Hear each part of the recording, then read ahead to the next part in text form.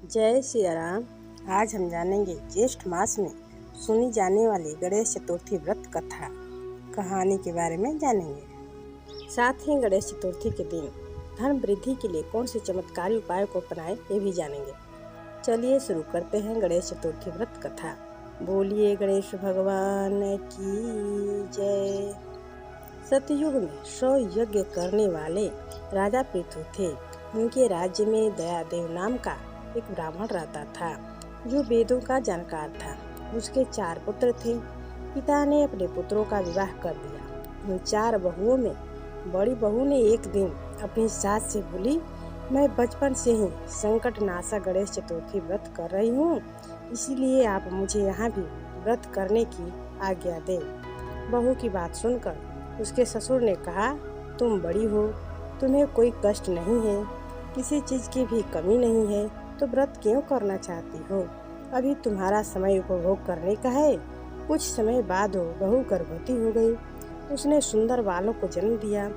उसके बाद भी उसकी सास ने व्रत करने को मना कर दिया।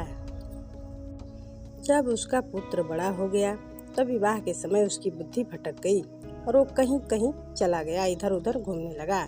इस अनहोनी घटना से सब लोग व्याकुल होकर कहने लगे, लड़का कहाँ गया? किसी ने अपहरण कर लिया क्या? बरातियों द्वारा ऐसा समाचार पाकर उसकी माता अपने ससुर दयादेव से कहने लगी कि आपने मेरा गणेश चतुर्थी का व्रत छुड़वा दिया, जिसके परिणाम से ही मेरे पुत्र गायब हुए हैं। अपनी पुत्र वधू के मुख से ऐसी बात सुनकर ब्राह्मण दयादेव बहुत दुखी हुए। साथ ही पुत्र वधू भी दुखित हुई। पति के लिए दुखित पुत्र वधू प्रति मास संकट नाशक गणेश चतुर्थी का व्रत करने लगी। एक समय की बात है, गणेश जी एक वैदज्ञ एवं दुर्बल ब्राह्मण का रूप धर के उस भिक्षाटन करते हुए ब्राह्मण के घर पहुँचे। ब्राह्मण रूप में गणेश जी ने बहू से बोला, बेटी मुझे भिक्षा स्वरूप इतना भोजन दो कि मेरी क्षुधा शांत हो जाए। उस ब्राह्मण की बात सुनकर उस धर्मपरायण कन्या ने उस ब्राह्मण का विधिवत पूजन किया। भक्ति पूर्वक भोजन कराने के बाद उसने ब्राह्मण को वस्त्र आदि दिए। कन्या की सेवा से संतुष्ट होकर ब्राह्मण कहने लगा, हे कल्याणी, हम तुम पर प्रसन्न हैं। तुम अपनी इच्छा के अनुकूल मुझसे वरदान प्राप्त कर लो। मैं भेषधारी गणेश भगवान हूँ। ब्राह्मण की बात सुनकर बहू के सभी घर वाले ने हाथ जोड़कर निवेदन किया, हे विघ्नेश्वर, यदि आप हम सभी पर प्रसन्न हैं तो मेरे घर के जो भी बच्चे गायब हो गए हैं उनको वापस ला दीजिए। उस लड़के की होने वाली पत्नी भी आग्रह किया कि हे भगवान, यदि आप प्रसन्न हैं मुझ पर तो मेरे पति को वापस ला दीजिए। सभी के विनती करने पर गणेश जी बोले, मैं आप लोग पर बहुत प्रसन्न हूँ और मेरी कृपा से आप लोग के बालक बहुत शीघ्र आ जाएगा और कन्या का पति भी शीघ्र आ जाएगा।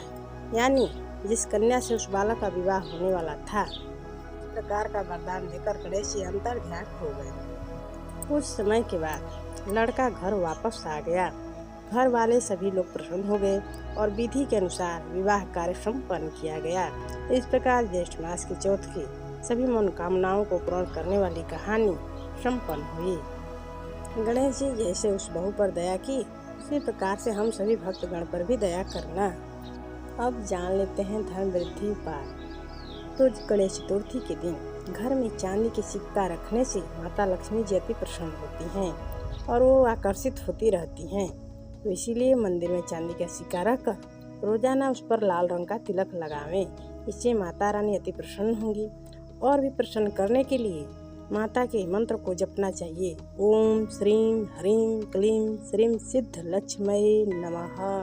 चाहे 21 बार जपें, 51 बार जपें, 108 बार जपें, नित्य दिन जपना चाहिए। इसके साथ साथ घर में क्रिस्टल या फिर किसी धातु का पिरामिड भी रखना चाहिए।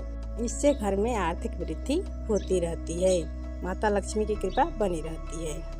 आज के ही दिन यानी गणेश चतुर्थी के ही दिन या किसी भी शुभ मुहूर्त में घर में क्रिस्टल का पिरामिड या धातु का पिरामिड लाकर जरूर रखना चाहिए।